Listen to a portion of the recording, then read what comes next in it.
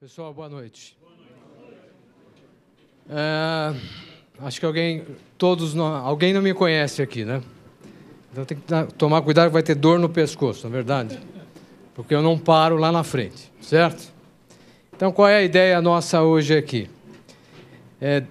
Como é que está o mercado imobiliário? Hoje o mercado imobiliário, existe aí uma demanda ainda muito grande no mercado imobiliário. Existe interesse de empresas internacionais no nosso mercado ainda. Eu não sei se vocês sabem, mas foi feita uma aquisição semana passada de um grupo estrangeiro de uma empresa tradicional do Paraná e Santa Catarina. Então, não é porque eles são bonzinhos, eles estão preocupados com a demanda do nosso déficit habitacional. É porque todo mundo quer ganhar dinheiro, correto?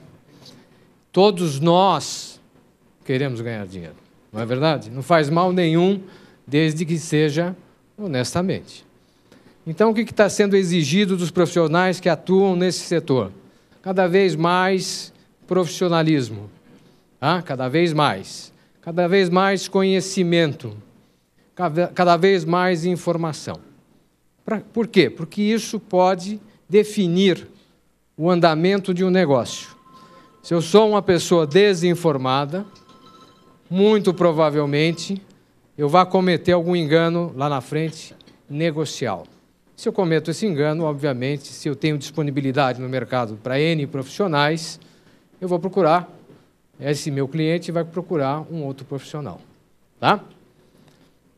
Eu vou pedir que quem tiver com o celular, se tocar musiquinha, sempre tem um, né? Aí eu começo a dançar, tá? Se tiver musiquinha. Se não tiver musiquinha, tudo bem, vai. Mas tendo musiquinha, tenho esse problema de dançar, tá? Então vamos lá. Pessoal, dá para enxergar aí? Tá bom aí, não? Deixa eu ver assim, que se eu vou acertar as coisas aqui. Dá para ver um pinguinho vermelho lá na frente, não? Pinguinho vermelho. Dá, né? Atrás do corguinho. Vamos lá. A figura do corretor, então, dentro de uma incorporação, é para saber onde ele vai atuar, em que momento ele vai aparecer, e esse profissional, cada vez mais, é exigido que ele seja o quê? Tenha conhecimento de onde atua. Tá? Então, vamos lá. Pode ser assim também? Pode, né? Ao invés de ser a figura, pode ser o papel. Qual o papel que eu vou desempenhar nesse meu teatro chamado incorporação imobiliária? Então, qual é a minha função lá? Quais são as minhas responsabilidades? Então, o que a gente vai fazer? Nós vamos pegar um fluxo de uma incorporação imobiliária sob a ótica do incorporador, e aí eu vou fazer uma inserção de onde o corretor está naquele determinado momento. Porque, via de regra, um empreendimento imobiliário ele é feito através de fases.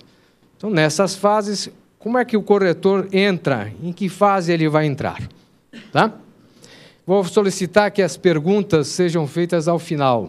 Por quê? Porque nós temos o pessoal que está na internet, e aí, senão eles vão perder algum comentário que vai ser feito aqui. Então, eu solicito a vocês que, ao final, a gente faça as perguntas, aí todo mundo participa, ok? Tá? Vamos lá. Como é que é o mercado imobiliário? Então, numa das minhas idas e andadas aí, na parte de inspeção predial, eu ando muito em topo de prédio para fazer inspeção do prédio, na parte de engenharia. Aí, uma vez, fui em Vila Romana e tirei uma imagem. Nessa imagem aparece o quê? O reflexo nesse local aqui do mercado imobiliário. Eu tenho várias tipologias de imóveis aqui, nessa imagem aí. Eu tenho residências multifamiliares, prédios. Eu tenho matéria-prima da incorporação imobiliária, que é o terreno, não é isso? Qual é a matéria-prima da incorporação imobiliária? Terreno. Tá? Então, está aqui a matéria-prima. Eu tenho edificações unifamiliares. Eu consigo enxergar, através da imagem, um processo de verticalização. Então, através do próprio zoneamento, através de uma imagem, você consegue até enxergar onde é que está ocorrendo essa verticalização. E aí eu tenho estágios de empreendimentos. Empreendimentos já entregues e antigos, empreendimentos em construção, aqui e lá no fundão, tá certo? e ainda a minha matéria-prima aqui. 2 anos depois, porque isso eu apresentei em aula, aí uma das alunas me trouxe essa imagem aqui. Então, isso é 2 anos depois daquela. Tá? Não tenho mais matéria-prima, já comecei a fazer um processo de incorporação imobiliária, muito provavelmente. Por quê? Porque eu sei uma edificação aqui, muito provavelmente eu tenho outra similar aqui. Tá? O zoneamento deve me permitir tal empreendimento. Dá uma olhadinha nesses 2 aqui. Já estão prontos esses daqui. Tá certo? Eles estavam em construção. Voltando, olha eles em construção lá. Esse carinha aqui também estava em construção, fase final, e aquele já estava em acabamento. É verdade que eles acabaram? Ó, acabou, acabou. E quem é esse cara aqui? Que nem estava lá. Não estava lá. Esse é o cara que aproveitou a oportunidade do negócio e saiu na frente dos outros. Tá? Então, isso é o reflexo do mercado mesmo. Tá? É verdade isso daqui. Não foi montagem. Tá? Então, esse daqui saiu na frente dos outros lá. Então, o mercado é muito dinâmico. E como é que a gente cria esse dinamismo? Através de informações, através de conhecimento. Tá? Vamos lá. Então, se a gente pegar o dicionário, o que é incorporação? O Aurelião lá. Então, o que é a definição de incorporação? A gente não vai entrar muito no engenheirês aqui, no direitês, tá? Incorporação é agrupamento, inclusão. Dentro do dicionário mesmo, é um edifício que se incorpora. Tá? No dicionário, está escrito lá isso. E aí eu tenho uma definição também no livro jurídico, que fala o seguinte, o autor aqui está ao rodapé, não sei se vocês conseguem enxergar aqui embaixo, tem a bibliografia, que é do Chalubis daqui. Em sentido geral, incorporação significa inclusão, união, introdução ou ligação de uma coisa no corpo de outra, a que ficará pertencendo ou agremiação, congregação. Agrupamento promovido entre quem? Entre pessoas. Pessoas se juntam para fazer alguma coisa. Fazer o quê? Para a formação de um só corpo. Pode dizer respeito à inclusão de uma pessoa numa entidade, numa reunião, que nem nós aqui, para formar uma pessoa jurídica, a absorção de uma ou mais sociedades por outra, que ocorre com mais frequência no campo do direito empresarial. Tá? Então, eu tenho uma definição do direito aí. Então, a incorporação migra para isso daí, né? De uma maneira simplista. É uma atividade empresarial, e se é uma empresa, ela tem objetivo lucro? Sim ou não? Sim, né? Tá? Que visa a produção e comercialização de unidades imobiliárias em edificações sempre coletivas. Eu falo em incorporação imobiliária, obviamente vou para a edificação coletiva. Tá? E o que eu preciso aí? Preciso juntar 2 coisas, né? Para ter uma incorporação. Eu tenho a minha matéria-prima, que é o terreno, e vou juntar o quê? A construção a esse terreno. E aí eu gero uma incorporação. Tá? Vamos lá. Tem uma regra do jogo? Tem. Tem uma base legal para isso? Óbvio que tem. Para tudo tem uma base legal. Então, se eu tenho incorporação, eu vou seguir a Lei 4591, que teve uma modificação com a 4864, e a 10.934, que acrescentou alguns termos, aí deu outra redação, e surgiu terminologia de condomínio edilício, lembra disso? Tá? Então, está lá. Existe uma regra a ser seguida? Tem, está lá. Existe uma regra a ser seguida. Tem uma regulamentação que é sempre feita através do decreto. Então, se a gente fala em incorporação, obviamente, eu tenho que saber um pouquinho da 4591.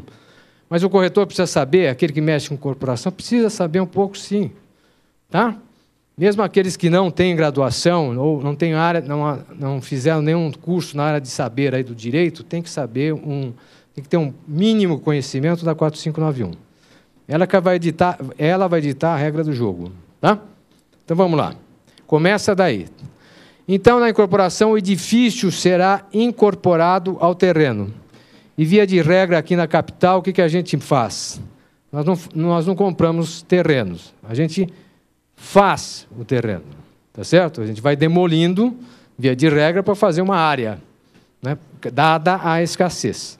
Então, a incorporação vai lá e vai o quê?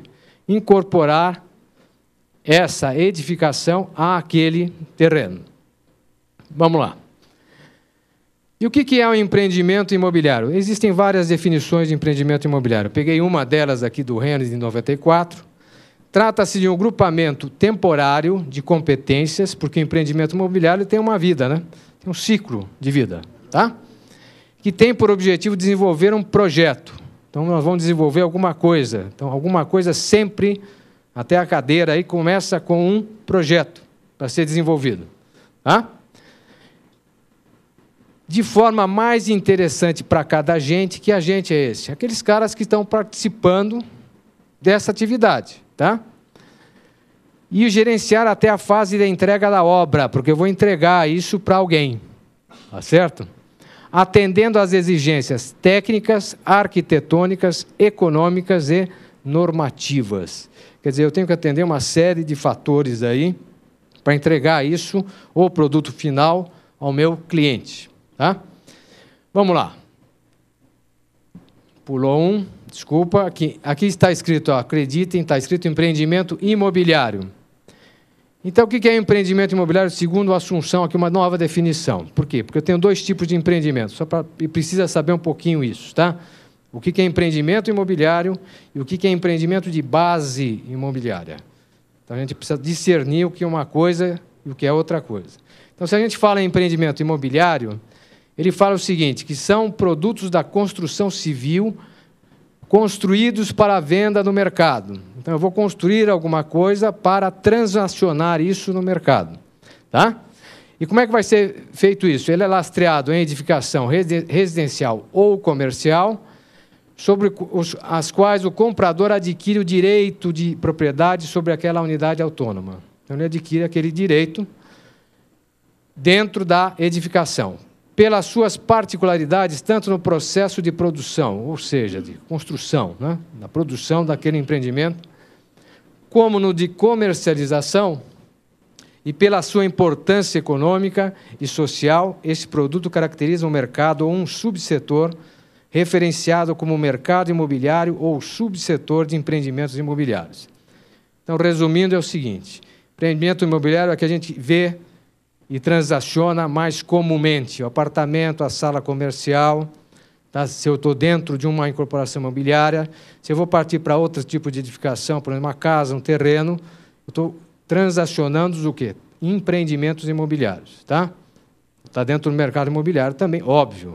Agora, eu tenho empreendimentos que são chamados de base imobiliária. Por quê? Muda o jogo.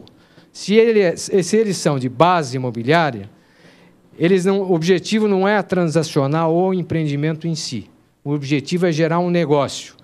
Então, são lastreados no uso do bem imóvel e não necessariamente na venda do imóvel. Qual é o exemplo disso? O cara vai construir um posto de gasolina para vender o posto.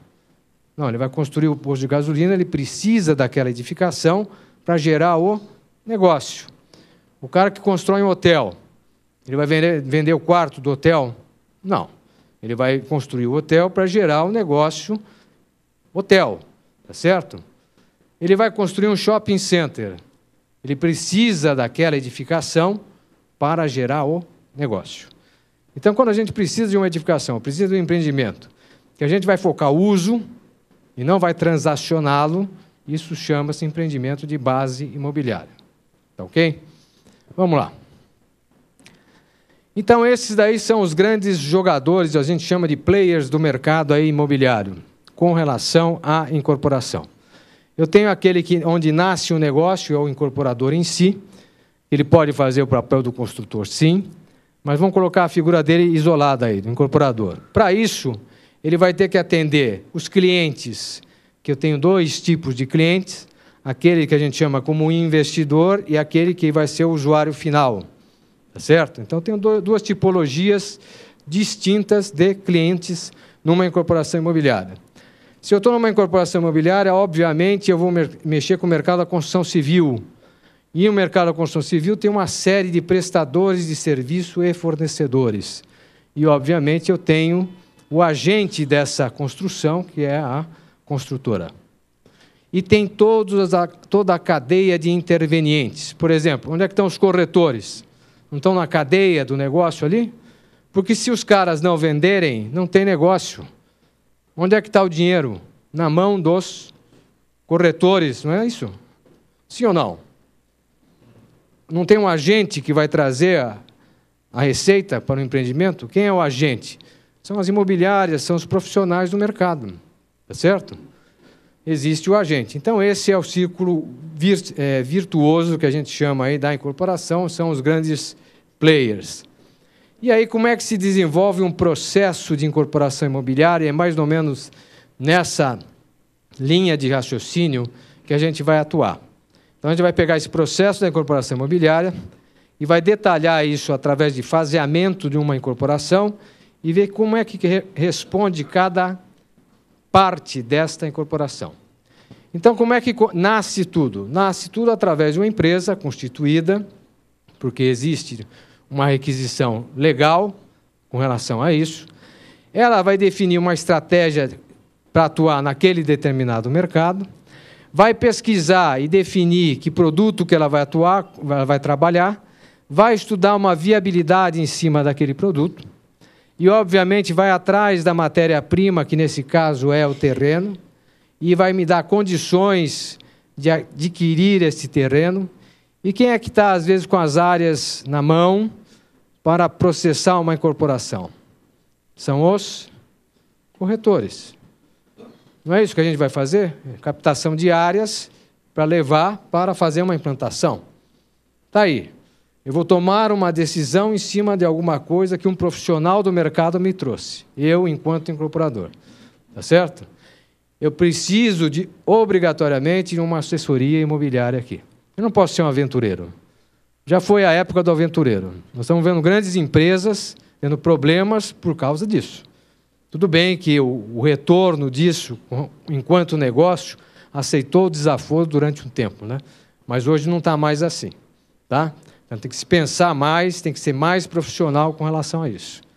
Então, precisa de uma assessoria aqui na hora de escolher, adquirir uma área, um terreno. Preciso, depois disso, partir para desenvolvimento de projetos, os documentos necessários para depois lançar esse empreendimento. Eu só vou lançar isso depois que tiver tudo em ordem, tudo legal, tá certo? Legal no sentido documental, tecnicamente viável. Depois que todo mundo assinou, todo mundo contente, isso vai ter que ser administrado, essa carteira de pós-lançamento. Não que me impeça que durante o desenvolvimento do empreendimento eu não esteja vendendo também. Muito pelo contrário. Tá? Aí sim eu vou partir para uma etapa de construção efetiva daquele empreendimento e o grande problema de hoje, que é a entrega desse empreendimento no cumprimento de prazos. Não só cumprimento de prazos, mas cumprimento de qualidade construtiva. Tá? Hoje nós temos um problema nesse ambiente, que é a entrega quanto prazo e a entrega enquanto qualidade. Tá? E aí tem a assistência técnica. Vocês sabem o que é assistência técnica? Assistência técnica é aquilo que a construtora se propõe a executar daquilo que executou mal no passado. Tá? E aí tem um item que é muito importante, mas que nós, aqui no Brasil, não tomamos o devido cuidado aqui, o devido valor, que é a avaliação pós-ocupação. Ou seja, o que o cliente vai falar depois que ele ocupou o imóvel. E isso pode ser subsídio para me retroalimentar enquanto empresa, porque eu vou saber o que o cara gostou e o cara não gostou. Tá? O que eu errei e o que eu acertei. E eu posso melhorar aqui a minha estratégia competitiva. Tá? Então, isso é um processo de incorporação imobiliária, a gente vai passar por ele vai aparecer várias vezes aí, a gente vai fazendo algumas inserções com relação à figura do corretor nesse processo aí. Tá bom? Vamos lá. Então, aqui tem um pouco de engenherias, mas vamos entender aí, não precisa virar a cabeça, que eu falo tudo que está escrito lá. Tá? Não precisa ninguém virar assim, não. Deixa que eu já sei o que está escrito lá. Então, se eu tenho um empreendimento, uma incorporação imobiliária, eu tenho um fluxo para isso. Tem um fluxo do processo. Quem dá esse fluxo? O incorporador. Então, de quem é a visão disso daí? Isso é a visão do incorporador. Então, nós vamos olhar como é que ele enxerga isso e onde é que a gente vai atuar dentro desse processo. Então, essa empresa ela tem que definir a estratégia empresarial, o plano de metas, o que ela quer ser. Porque o mercado imobiliário aguentou muito desaforo com relação a isso, com a ausência de profissionais. Por quê? Porque qualquer pessoa entrava, conseguia montar uma incorporação e tem um retorno financeiro muito bom. Tá? Qualquer pessoa, não precisava ser um profissional disso. Só que as coisas mudam com o andar da carruagem. A gente tem grandes empresas hoje que, mesmo tendo um corpo técnico de peso, cometeu alguns enganos aí durante essa fase de euforia aí do mercado imobiliário. Não que o mercado imobiliário esteja em decadência, não é isso que eu estou falando. Muito pelo contrário, nós temos um grande déficit habitacional. O que eu estou falando é que as empresas estão olhando com outros olhos como é que elas fizeram no passado e aprendendo, parece, com esses erros. Tá? Definição do produto e aquisição de terreno. Opa, nós estamos aqui, né? Eu, enquanto corretor, posso ajudar e devo ajudar a definir um produto? Posso? Dar uma consultoria? Lógico, eu estou no mercado. Se eu sou conhecedor no mercado, ninguém é melhor do que eu para dar essa opinião. Certo? É um feedback do mercado. Eu sei se vai dar 2 dormitórios ou não. Tudo bem que eu tenho um banco de dados, eu tenho pesquisa imobiliária, mas eu tenho conhecimento da região que eu atuo. E a gente sabe que o conhecimento daquele profissional onde atua, às vezes é melhor que a própria pesquisa, sim ou não? Tá? Então, eu estou lá. Eu tenho que gerir este empreendimento. Para gerir esse empreendimento, o incorporador vai olhar de que maneira? Ou de que maneira ele deveria olhar? Como gestão de projeto e documentação para a incorporação, porque eu preciso sempre de um projeto. Tá? E como é que eu vou gerir a parte de promoção e vendas? Opa, promoção e vendas. Estamos aqui? Também, né? Tá certo? Estamos dentro do processo. Gestão daqueles contratos que eu fiz e a carteira de cobranças, que daí é que vem a grana. Tá? E tem a participação, obviamente, da gestão da construção, como é que eu vou construir isso. E aí é o mais importante hoje, que é agregar valor a empreendimentos, que é como é que eu vou fazer a gestão daquele meu de atendimento ao cliente. Pessoal, isso mudou muito. O atendimento a cliente faz a diferença. Eu já vi, particularmente, onde a gente atua na entrega de empreendimentos, na hora que os condôminos assumem o empreendimento, eles podem fazer uma imagem muito negativa para a empresa se isso não foi bem feito, o quê? A consecução, a entrega desse empreendimento. E tirar a imagem negativa custa muito caro. Tá? Às vezes, é incomensurável isso. Tá? Tirar a imagem negativa. Então, vamos lá. Como é que a gente vai andar aqui dentro? Então, primeiro a gente vai definir a empresa dentro do mercado de incorporação imobiliária. Ela vai escolher um produto e, na escolha, na definição desse produto aqui, nós, enquanto corretores, enquanto consultores, enquanto atuantes naquele mercado imobiliário, a gente pode opinar? Lógico que pode opinar. Tá? E é isso que grandes empresas fazem também. Ela quer a opinião do mercado. Tá? Óbvio que eu tenho diretrizes a seguir, viabilizar isso, análise sempre jurídica da negociação e aí a elaboração de contratos. E eu vou fazer aí, aqui nós acabamos de falar, a gestão desse empreendimento. Para gerir o empreendimento eu preciso ter planejamento, porque senão eu dou com burro na água, mesmo sabendo com as taxas de retorno que a gente teve aí no passado, aqui eu posso entrar bem, se eu não conseguir gerir isso corretamente, tanto fisicamente como financeiramente. Se eu estou mantendo a minha taxa de retorno aqui, esperada, lembra que nós estamos olhando enquanto incorporadores. Tá? Via de regra, um empreendimento imobiliário ele é feito em fases. Aqui estão em 4 fases do empreendimento. Então, vamos andar nestas fases do empreendimento e vamos ver onde é que a gente pode atuar. Tá? E para vocês conhecerem cada atuação de gestão no desenvolvimento desse empreendimento. Tem muito profissional que atua na área que não sabe, às vezes, o que faz e como é que se desenvolve um fluxo de uma incorporação imobiliária. Tá certo? Onde é que cada um atua? Então, aí nós temos um exemplo que foi feito por uns colegas também. Como é que vai se dar o faseamento disso e o que a gente vai identificar na fase 1 como concepção e lançamento, que é concepção? Eu vou pensar naquilo que eu vou executar, vou conceber aquele projeto e vou lançar esse meu empreendimento aí dentro do ambiente de incorporação imobiliária. Então, nesse momento aqui, a turma que cuida de projeto e documentação está olhando o quê? Está olhando o planejamento técnico, a legalização do terreno. Ué, mas se eu tenho uma consultoria aqui na aquisição de áreas, aquisição de terreno, isso pode ser meio caminho andado, sim ou não? Nós somos profissionais do mercado, a gente entende legalização de terreno, o que precisa, o que não precisa.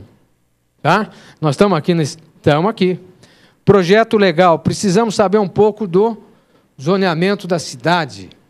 O que é o plano diretor, onde é que ele nasce? Onde é que nasce um plano diretor? Depois a gente vai falar um pouquinho lá na frente, mas ele nasce lá na Constituição, tá? O plano diretor. Não foi em São Paulo que criou. É a Constituição que exige. Tá? E aí eu tenho uma coordenação técnica que muitos incorporadores não entendem isso, que é, para coordenar toda essa parte de projetos, eu preciso ter um responsável para isso. E aí tem a compatibilização, gerenciamento físico e financeiro desses meus projetistas aí desde o início. E eu estou com o pessoal que dá dinheiro aqui, ó, promoção e vendas. Nós estamos aqui? Sim, né? Está ali, ó, imobiliárias e corretores. Porque é aqui que vai nascer o que? A receita desse empreendimento, via de regra. Tá certo? Vamos lá. Tenho que ter um planejamento comercial, estratégia e promoção de vendas. O que é legal, o que é ilegal. Preciso saber disso. Tá? Porque não, às vezes eu caio numa roubada dessa. Eu, enquanto profissional. Tá? Equipes de venda, quais são os preços de venda, quais são as tabelas pretendidas aí pelo incorporador. Tá? Será que isso está compatível ou não com o mercado? Posso dar um pitaco aqui? Posso olhar, né? Tá certo? Se eu conheço o mercado. Contrato padrão de compra e venda, eu tenho uma assessoria jurídica que já deve ter visto isso para que eu, corretor, tenha segurança de passar esse contrato. Mas eu tenho que ter segurança no que vem, da parte documental. Tá? Gerenciamento físico e financeiro, a coordenação desta promoção, quanto é que eu vou gastar com minha parte de planejamento de marketing? Quanto eu vou gastar? E administrar essa equipe de vendas. Esse é o nosso ambiente? Não. Sim, né? Ambiente de corretores e de imobiliárias aí. Vamos em frente.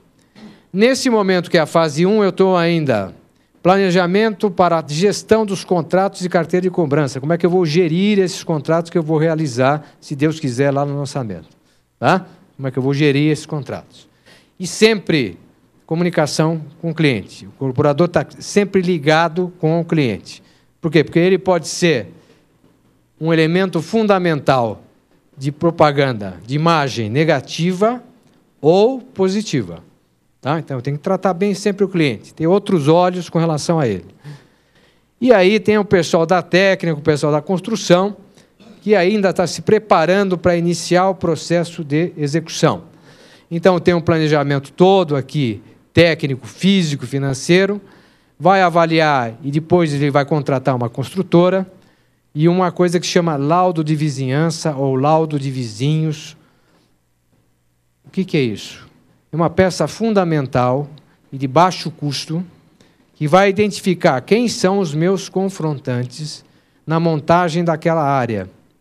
E antes de eu demolir uma casa para montar uma área, eu vou ter que fazer um laudo com um profissional, e a gente vai abordar isso um pouquinho à frente, para que ele assine uma ART ou uma RRT, que eu vou explicar lá na frente também, mas que ele identifique o estado de conservação de cada um dos meus confrontantes. Para na hora que eu vá fazer a demolição, para constituir essa área, eu não tenha problema com o vizinho. Ah, deu uma trinca aqui, deu uma trinca lá, afundou o piso. Por quê? Porque isso pode sair muito caro para arrumar. Isso pode caminhar para o ambiente judiciário, e tem um montão desses. Tá? Então, a gente vai ter que fazer, nesta fase, já um laudo de vizinhança. O corretor precisa entender de laudo de vizinhança? Precisa. Precisa saber o que é. O que é um laudo de vizinho? Você vai identificar o estado de conservação dos teus confrontantes. Quem é que faz isso? Pessoal habilitado e qualificado, engenheiros e arquitetos. Tá? Eles são responsáveis por aquela informação. Tá bom? Eu vou explicar um pouquinho disso lá na frente. Vamos partir para a fase de execução da obra propriamente dita e pós-venda, o quê? Eu vendi bastante lá no lançamento, eu preciso gerir isso, gerenciar essa venda. Então, agora eu já lancei, estou construindo e vou ter que acompanhar o quê? O pós-venda. Como é que os caras vão pagar, como é que eu vou gerenciar isso? O pessoal de projeto já está a pleno vapor, porque eu já estou na parte de coordenação, porque eu preciso dos projetos para executar a obra. E o projeto legal, que é aquele que vai para a prefeitura, é diferente do projeto que vai para a execução. Em que sentido? Em tamanho, escala, outra tipologia de projeto. Para a prefeitura, eu tenho que atender à legislação municipal. O projeto que a gente está falando aqui é aquele para que o cara vai executar. Como é que ele vai fazer a estrutura, como é que ele vai colocar a luminária, como é que ele vai botar o vaso sanitário, como é que ele vai colocar o sistema de ar-condicionado. São outros tipos de projeto para a execução efetiva do empreendimento. Tá? Então, eu estou no ambiente técnico aqui. Não é um ambiente técnico legal, que seria o atendimento à municipalidade. Coordenação, eu preciso de um cara que vai coordenar essa bagunça toda de projetos, porque eu tenho muitos profissionais envolvidos aí. Então, a coordenação sempre é aconselhável que o incorporador a tenha. Contrate uma coordenação de projeto. Tá? Porque o negócio do incorporador é ganhar dinheiro. Então, ele ganha dinheiro e contrata os profissionais adequados para cuidar de outras áreas aí. Depois, eu tenho um pessoal ainda de promoção de vendas. Ele está gerenciando o que vendeu e está procurando o quê? Procurando mais clientes. Posso ter, e vou ter algum remanescente, posso ter uma venda para terceiros. Nós estamos aqui, telemarketing, posso usar qualquer mídia aí para captação de novos clientes. Eu estou sempre ativo aqui. Gerenciamento físico e financeiro das vendas, sempre. Porque o cara precisa estudar o fluxo de caixa. Do quê? Do empreendimento. E o pessoal da construção? O pessoal da construção já está lá, ele está executando já a obra, através de um cronograma. O que é o cronograma? O cronograma, esse palavrão, é distribuir durante o tempo alguma atividade física, execução de qualquer serviço, ou financeira, grana. Quanto custa cada atividade dessa durante o tempo? Então, por isso que a gente chama cronograma físico-financeiro. Tá? Técnico, gerenciamento das obras técnicas. Como é que está a minha obra? Com qualidade. Porque se eu não construir com qualidade aqui, vou pagar um preço lá na frente. Tá? Eu quem? Eu, incorporador. Tá? Controle da qualidade, revisões de planejamento físico e financeiro. Isso acontece sempre em obra. Então, se eu estou no plantão e às vezes eu tenho uma previsão de obra, é bom guardar com você. E ter sempre contato o quê? Como é que está sendo executada a obra? Dá uma olhada como é que está sendo executada. Pede essa informação ao incorporador. Interaja com isso, porque vai ser solicitada informação sua. E, via de regra, o que se comenta, né, é que saiu a informação do corretor. Então, o corretor tem que estar o quê? Atento com relação à informação que ele presta. Porque senão pode gerar um problema para o incorporador. Eu já vi isso de montão também. Tá? Por quê? Porque eu tenho projetos específicos aí, existe gente que já pensou nisso. Então, às vezes, a tirar parede... Não, você pode tirar a parede? Não, pode aqui, que pode tudo. Tira a parede, põe... Não pode nada. Tá? Principalmente agora.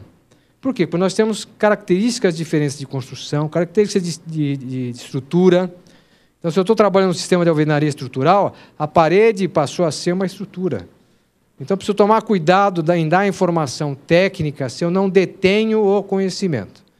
Porque senão eu posso pagar um preço por isso. Porque o incorporador com certeza paga.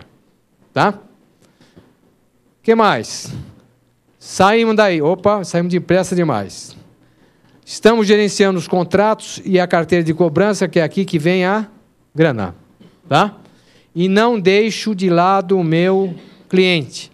Foi bem atendido? Como é que foi? Faltou alguma coisa? É o pós-venda. Tá? Não posso deixar de fazer a gestão do meu cliente. Não, mas vendi para o cara, já estou fora. Não é assim. Pode ser que era assim, mas não é mais assim. Tá? Vou partir para a entrega efetiva, e aí eu tenho uma grande encrenca com relação à entrega, né? Prazo e qualidade. mas tem processo para tudo isso daí. O pessoal de projetos está acabando esse projeto, está entregando os projetos. Tá? Eles têm que gerar um projeto que chama As-Built, não sei se vocês já ouviram falar, mas chama Conforme Construído. Porque, às vezes, durante a obra, muda a posição da luminária, muda o tubo que passava do ladinho. Então, às vezes, tem que montar um projeto que chama Conforme Construído. É daí que vai nascer os manuais que entrega para o proprietário. A gente vai falar um pouquinho lá na frente também com relação a isso.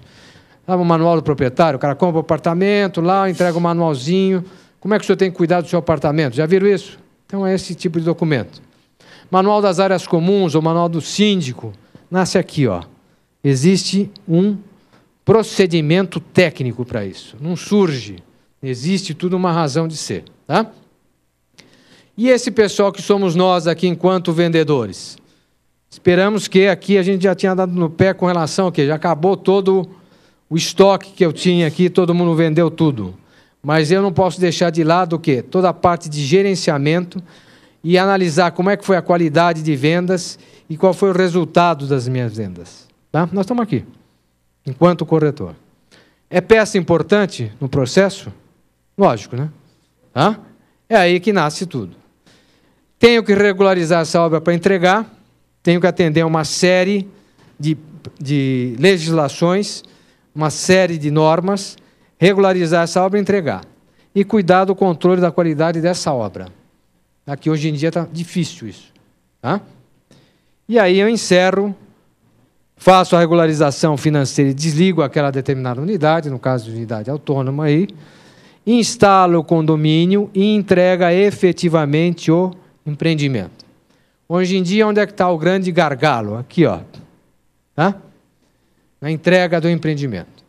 Porque se entrega atrasado, eu estou mexendo o quê? Sempre eu, enquanto profissional do mercado, mesmo o incorporador que faz o processo, eu estou mexendo com expectativas de pessoas. Se eu mexo com expectativa de pessoas, esquece a engenharia, esquece. Eu mexo com pessoas. Ninguém quer ser frustrado nas suas expectativas. Então, isso é um fator humano que precisa ser considerado. E talvez seja o mais importante do processo todo. Porque se eu frustro alguém com a expectativa, obviamente eu gerei uma imagem negativa. Tá certo? Todos nós. Qualquer situação que a gente passe. Tá? Então, aqui eu estou mexendo com pessoas. Não é só com grana que eu mexo aqui. Eu estou mexendo com pessoas. Que me parece que até uma linha adotada pelo CRES, pelo menos eu vi no site hoje, que a gente vai falar lá no finalzão. Tá? Muito bem. Na fase 4 é a fase de pós-entrega, então eu tenho a assistência técnica propriamente dita, ou seja, a construtora já entregou o empreendimento e vai fazer o quê? Uma assistência para cumprir com prazos de garantia, então ele dá assistência a cada cliente deles durante o prazo de garantia, que via de regra o pessoal entende que é 5 anos, que vai mudar tudo com uma norma técnica que vai entrar em vigor. Muito provavelmente esse ano, eu não sei se vocês já ouviram falar, mas chama-se norma de desempenho. Então, isso vai mudar muito a cara da construção. Tá? E aí vai mudar, obviamente, os prazos de garantia. E aí eu tenho a avaliação pós-ocupação que poucas empresas fazem nesse processo todo, que para mim é muito importante, do meu ponto de vista, porque eu posso obter subsídios dentro desse processo no que deu certo e que não deu certo. O que eu posso corrigir. Tá? Muito bem. Voltamos aqui para o nosso processo de incorporação, porque a gente acabou, né? Já fez todo o ciclo. Vamos dar uma olhadinha agora com calma aqui, olha. Se eu vou definir produto, estudo de viabilidade e adquirir terreno, eu estou nesse ambiente enquanto corretor, tá certo? Estou aqui. Existe uma assessoria de marketing, mas existe, obviamente, uma assessoria imobiliária nesse ambiente. Se eu estou nesse ambiente, voltando, para definir o produto, o que a gente estuda em primeiro lugar? Consegui, hein? Não é para saber onde é que está o terreno?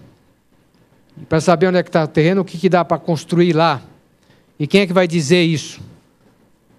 Plano diretor do município. o plano diretor do município, através das leis de uso e ocupação do solo, através de leis de zoneamento, vai definir o que eu posso construir lá. Tudo bem? Todo mundo concorda? É isso, né? Para chegar nessa lei municipal, quem pediu isso foi o Estatuto da Cidade. É uma lei federal, a 10.257. Então, por que existe o plano diretor? Porque foi pedido por uma lei federal. E quem é que pediu a lei federal? Os artigos 182 e 183 da Constituição. Tá? Quem é que pediu essa lei federal? A própria Constituição. Então, municípios com mais de 20 mil habitantes ou que queiram participar de alguma linha de crédito têm obrigatoriedade de elaborar seu plano diretor. Isso é legislação federal. Tá? Não é São Paulo que é assim, não. Pará é assim, lá em Sergipe também, lá no Rio Grande do Sul. Tá? Por quê? Foi pedido isso em Constituição e existe uma lei federal para isso. Tá? E o plano diretor, cada município tem a sua responsabilidade de fazê-lo. Qual é o prazo de vigência máximo de um plano diretor? 10 anos. Quem fala isso? A Lei 10.257. Se o nosso plano diretor, nosso município de São Paulo, tem data de 2002, ele vale até 31 de dezembro de 2012. Então, a partir do ano que vem, deveremos ter um novo plano diretor. Eu, corretor, preciso ficar ciente disso muito e acompanhar isso. E, se possível, que parece que o Cresce acompanha, participar durante o processo, porque nós somos os grandes interessados nesse processo. Tá? Então, existe uma lei para isso. Não é que inventou, não é assim. Tudo tem um motivo para acontecer. Isso aqui eu peguei de uma turma lá de pós-graduação, só para saber que, quando eu apresento um terreno para o incorporador, né, via de regra, estou com a quadra fiscal aqui, mas eu tenho que ter conhecimento desse zoneamento, de uso e ocupação. Se eu estou montando uma área, que é o caso aqui, esta área efetivamente precisa estar legal. E eu, enquanto profissional do mercado, a hora que eu vou apresentar isso tem que ter subsídio para o cara tomar uma decisão, porque o incorporador precisa tomar uma decisão rápido. Ele não tem muito tempo para pensar. Então, quanto mais subsídio eu fornecer para o incorporador, melhora o quê? A agilidade, melhora o quê? A tomada de decisão num período de tempo menor.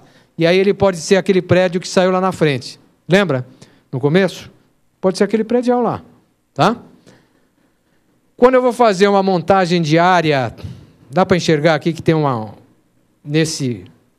aqui tem uma implantação de uma quadra, aqui tem uma vielinha. Então, o terreno todo é essa linha aqui. Eu preciso identificar quem são os meus confrontantes. Se eu, corretor, enxergo que tem um posto de gasolina lá, pode ser que eu tenha contaminação de solo? Pode, né? Quem é que pode informar isso? CETESB. Tá certo?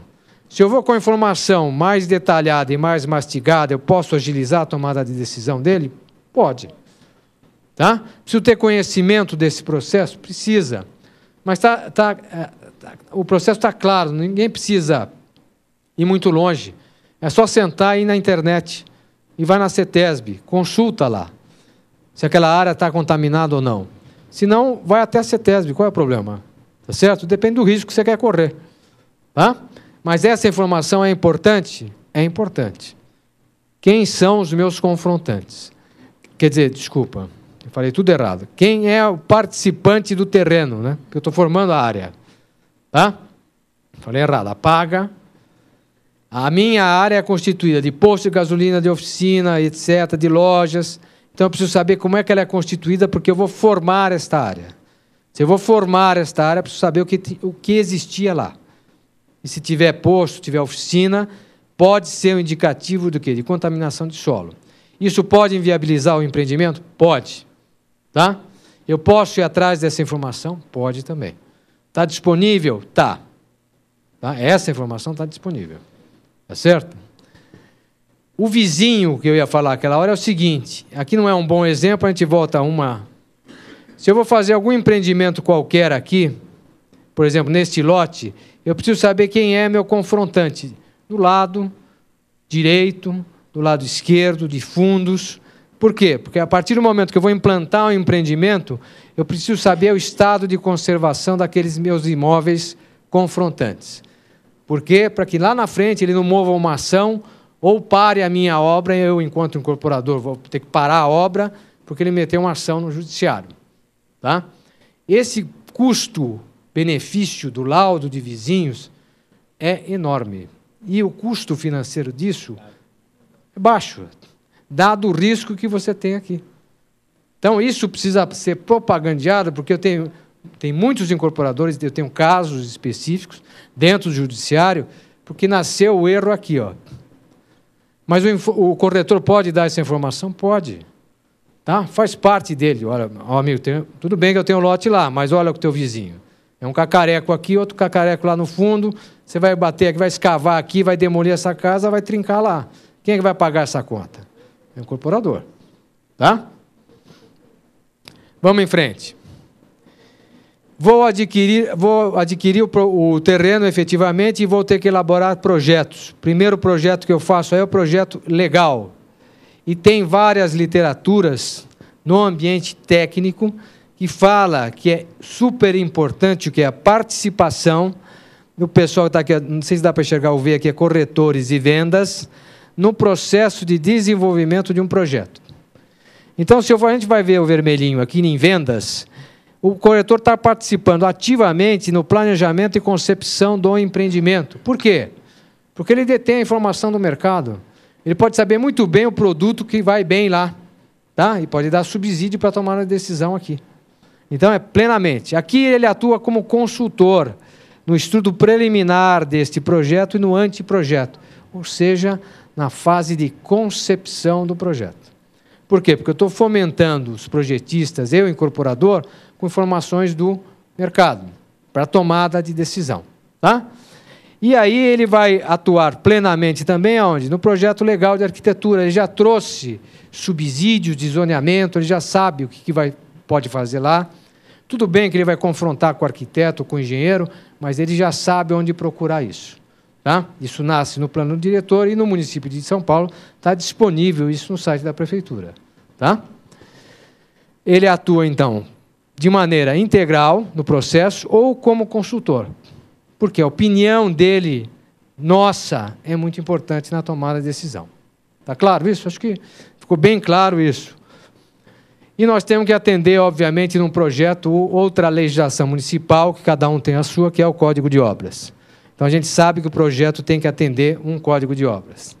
Dentro do processo, eu tenho uma documentação importantíssima para a incorporação, porque eu vou ter que fazer o lançamento desse empreendimento.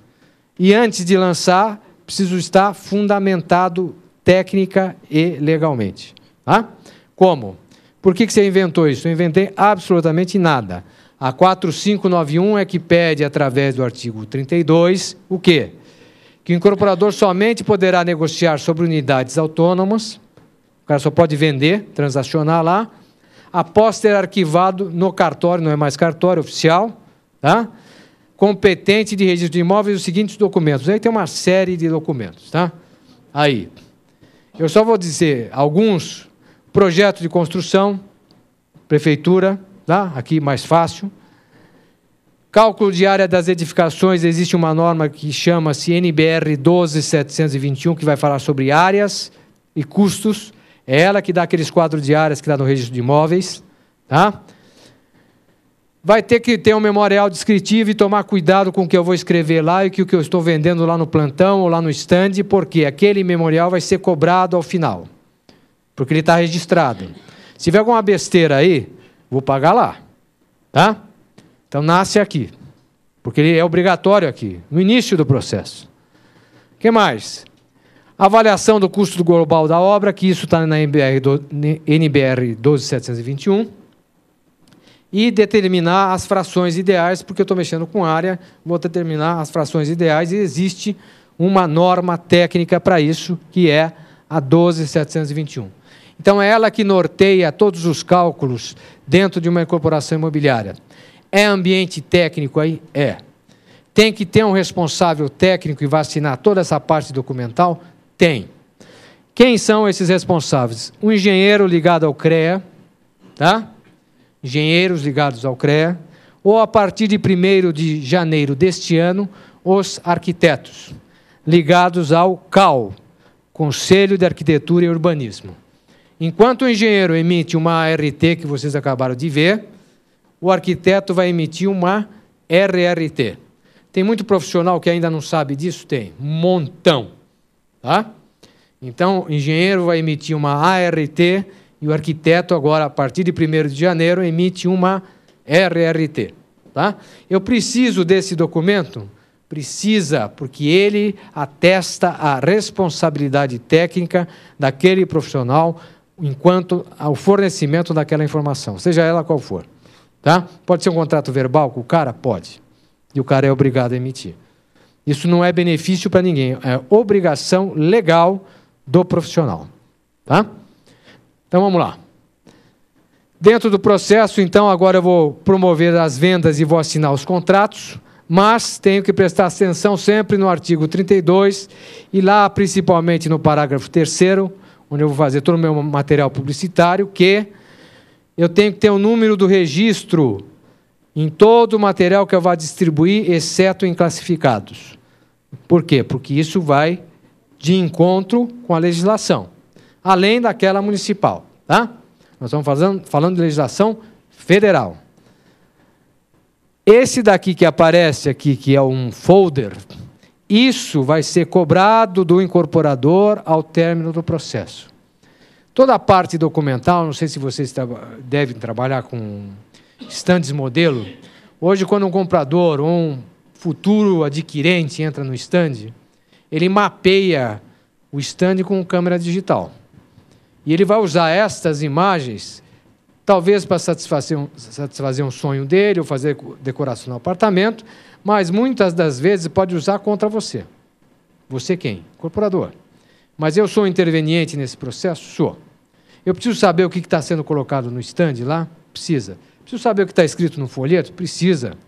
Para saber se pode ter cometido algum engano. Pode, aconteceu, já aconteceu, já vi. Tá?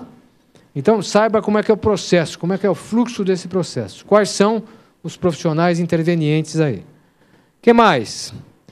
Vou administrar essa carteira, vou construir efetivamente, e aí é o grande momento da entrega desse empreendimento. O corretor já atuou aqui, vai atuar durante o processo integral, e precisa prestar muita atenção também na hora de entrega desse empreendimento, porque é a pior fase de uma construção, desse empreendimento.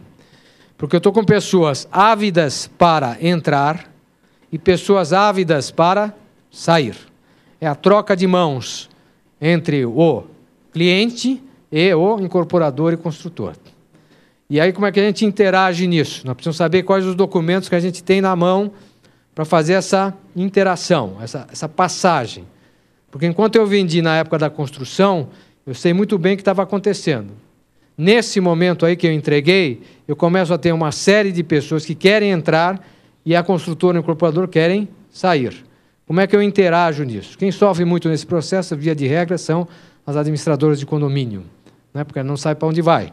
Se atende o incorporador ou se atende o condômino. Tá? Mas vamos lá. Que tipo de documento a gente tem? Ó? O que acontece, via de regra, nos empreendimentos? Quando o condômino, o adquirente, se sente que o construtor ou o incorporador não cumpriu com o que combinou, ele vai fazer um laudo de entrega. E vai confrontar aquele material publicitário que você entregou lá no estande com o que, na realidade, o cara entregou. Tá? Pode criar caso com isso? Pode. Se isso não for verdade, né? Aqui nós temos um pouco da verdade, né? Porque aqui os prédios vizinhos estavam de férias, então não estavam no local na hora da imagem. Aqui eles voltaram, apareceram das férias, tá? Mas é só esse detalhe. Então o resto toca. Tá?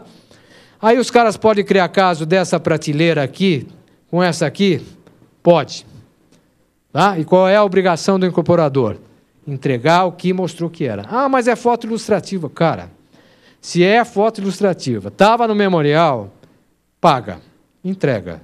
Você sabe que o grande problema desse ambiente, porque eu é que fiz esse laudo aí, foi justamente a prateleira. Tá? A cadeira está diferente? Tá, mas essa é mais cara que aquela, tudo bem, não vou achar. Tudo bem que tem uma parede transparente, está vendo aqui, ó? Vazada. Não existe aqui, né? Tá? Não, é para dar uma amplidão, cara. Tá certo? Cadê a parede vazada? Não tem a parede vazada. Pode criar caso? Cria. Tá? Não é que pode, cria. Por quê? Eu tenho que discernir o que é garantia do construtor e manutenção predial. Eu, corretor, preciso saber isso, porque está entregando o empreendimento. Então, o que é competência ainda da construtora, que é aquela parte de assistência técnica, e o que é competência já da manutenção predial? Quem é? O condomínio já. Eu tenho que entregar isso. Eu, incorporador construtor, preciso entregar para ele, e ele precisa começar a tomar conta. Porque senão você babar, eu, incorporador, você babar ad eterno daquele condomínio, tá? Eu tenho que ser responsável por aquilo que eu executei. Ele é que tem, ele, enquanto morador, enquanto condomínio, tem que gerir essa manutenção. Tá? Nós temos norma para isso? Tem. Ambiente técnico. A partir desse momento aparece essa norma, que ela foi revista agora, recentemente. Foi aprovado esse projeto agora nesse mês. Eu, infelizmente, não pude participar dessa reunião, porque eu participava desse comitê. E foi aprovada uma nova norma de manutenção. Então, é isso que vai regrar o jogo a partir daí. Por quê? Porque eu tenho uma norma aqui que fala como é que eu vou fazer o manual do proprietário. Lembra que a gente falou manual do proprietário, manual do síndico? Na hora que eu entrego o apartamento, tem um manualzinho. O incorporador, o construtor, ele é obrigado a entregar isso. Onde é que fala isso? No Código do Consumidor. Tá? Porque ele tem que ter um manual de instruções, como é que ele vai se ambientar no apartamento dele. O que ele pode tirar de parede, o que ele não pode. Onde é que ele pode furar, onde é que tem cano. Tá? Então, é o manual do proprietário. Como é que ele vai entender? Não pode meter lá 3 aparelhos de ar-condicionado, porque não vai suportar a carga elétrica, porque foi projetado para uma determinada carga. Por isso que o corretor lá no plantão não pode falar, não, pode botar ar-condicionado. Não, aqui pode botar ar-condicionado todo, cara. Fica tranquilo. Não é assim. Tá? Não é assim. Tá? Então, saibam que existe um manual, existe uma regra para tudo aí. Vamos lá. Isso é uma garantia construtiva, porque o cara não atendeu o código de obras. Está vendo aqui 1,875 m? Não dá para passar aí, cara. Aí, no mínimo, são 2 metros. Aí, o que aconteceu? Entregamos o laudo, brigamos no 1 ano e meio com a construtora, eu, enquanto perito do condomínio, tá? E aí eles tiveram que quebrar aqui e criar os 2 metros aí. Tá certo? Por quê? Porque a responsabilidade de quem é? Do construtor. O condomínio não pode assumir esse tipo de responsabilidade. Por isso que o corretor não pode falar lá o que é responsabilidade. Precisa saber o que é responsabilidade da construtora e o que é responsabilidade da manutenção. Precisa ter um pouco de conhecimento com relação a isso. Quer dizer, a incorporação imobiliária ela é um ciclo, né? Mas eu preciso saber todas as fases desse ciclo. Tá? Bora. De novo, a avaliação pós-ocupação, que seria a retroalimentação dessa estratégia competitiva dessa empresa, mas que, infelizmente, é pouco feita, mas que, muito provavelmente, vai mudar o jogo através dessa norma, que é uma norma de desempenho. Muda os parâmetros de durabilidade de uma edificação. Tá? Como é que muda? Através de uma normatização. Muda os prazos de garantia. Vamos dar uma olhada aqui. Ó. Dá para enxergar aí? Não tem mais. Embora esses prazos, internacionalmente, se a gente comparar isso com normas internacionais, eles estão, às vezes, muito aquém das expectativas. Mas já é um caminho com relação ao que é praticado hoje. Tá? Então, se o construtor vai fazer uma cobertura, ele tem que estar preparado que ele vai ter que fazer uma cobertura para durar 20 anos. Não 5, 20. Tá? Pode ser que aí eu crie um diferencial de mercado, porque o meu concorrente que está fazendo do lado, o incorporador, ele tem uma cobertura que dure 30. Se dura 30 dele, muito provavelmente eu vou gastar menos com manutenção. Só que o preço dele pode ser diferente, e é diferente, do meu concorrente do lado, que tem 20. Vocês entenderam como é que vai existir uma diferenciação no mercado em função da durabilidade que o incorporador vai fornecer para o cliente? Não é mais, ó, estrutura há 40 anos, está lá na norma. Não preciso nem ir no Código Civil, está na norma. Tá?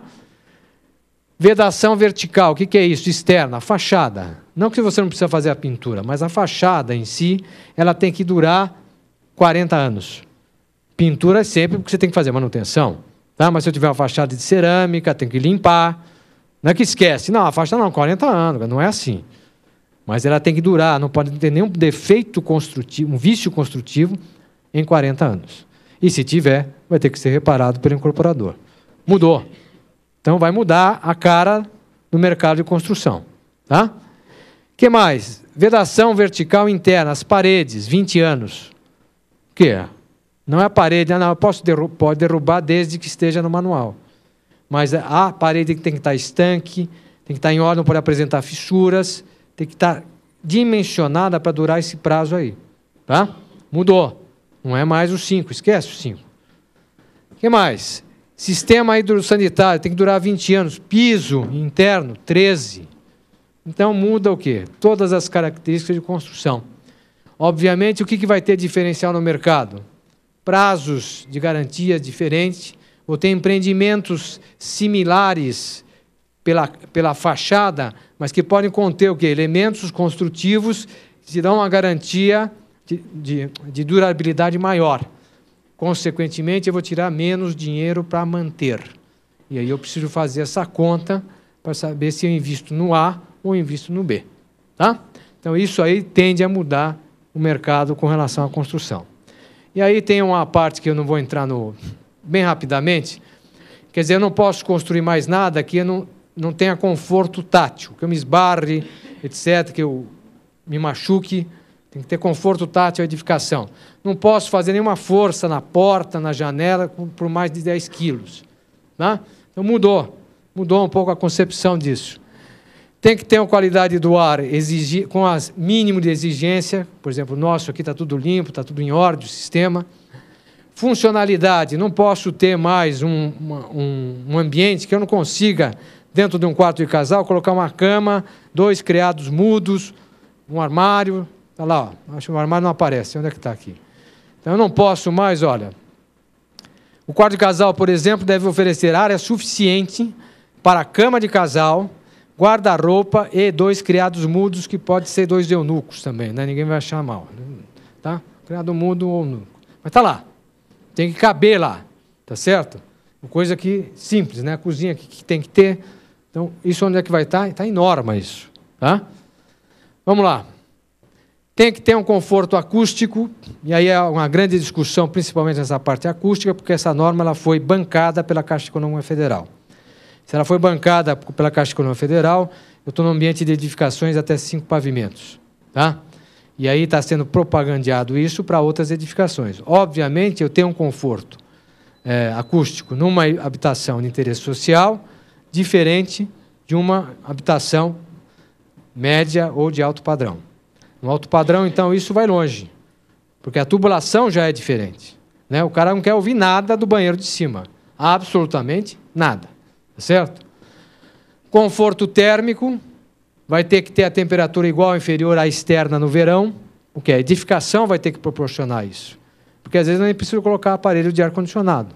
Ou, se eu precisar, vai ter que estar dimensionado para isso. Aí posso falar que vai ter aparelho de ar-condicionado no dormitório, na sala, ali no outro dormitório do sei aonde, mas tem que ser garantido isso. E iluminação mínima em cada ambiente, né, que tenha pelo menos um ponto de luz que forneça a iluminação mínima. Por quê? Para dar qualidade e dar maior tempo de durabilidade dessa edificação. Tá? Então, isso tende a mudar.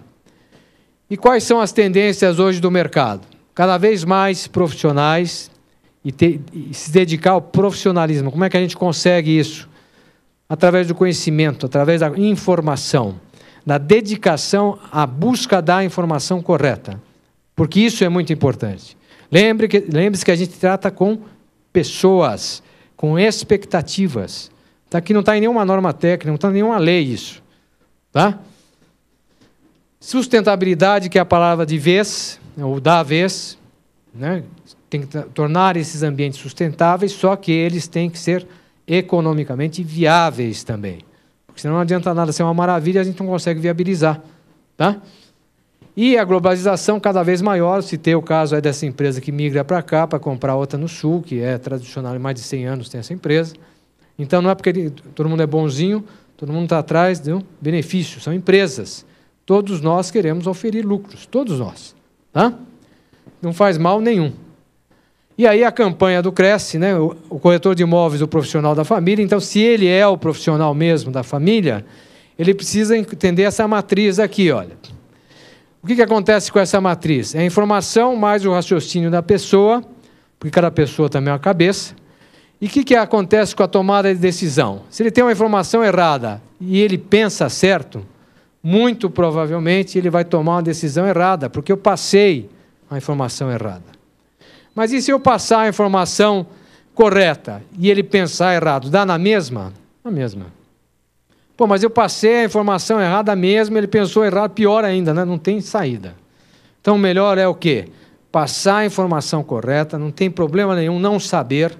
Quando não sabe, fala, não sei, vou procurar saber, vou me instruir, vou atrás de um curso, vou atrás de uma legislação, vou atrás de uma norma, não tem vergonha disso. Vergonha é fazer um papelão na hora de dar a informação errada. Aí sim, eu posso estar denegrindo não só eu enquanto profissional, como a categoria, tá? Por causa da informação errada. Tá? E aí, obviamente, a gente vai tender o quê? O cara pensar certinho para que ele possa tomar uma decisão correta. Por isso que pode ser o mesmo profissional da família, desde que obedeça alguns critérios, sim. Tá? E aí acabou. E aí a gente abre a pergunta. Tá? Obrigado, pessoal.